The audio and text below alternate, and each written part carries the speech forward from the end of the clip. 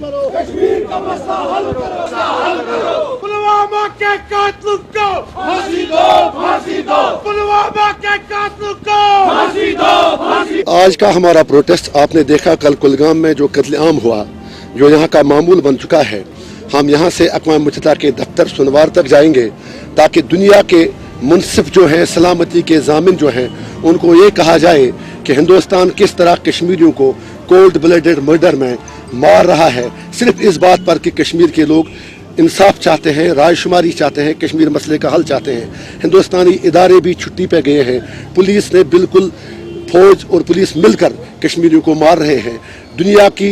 दुनिया के ज़मीर को जगाने के लिए हम यहाँ से अक़वाम मुत्तहिदा के दफ्तर तक मार्च करने की कोशिश करेंगे ताकि दुनिया को पता चले कि हिंदुस्तान दहशतगर्द है या कश्मीरी दहशतगर्द है।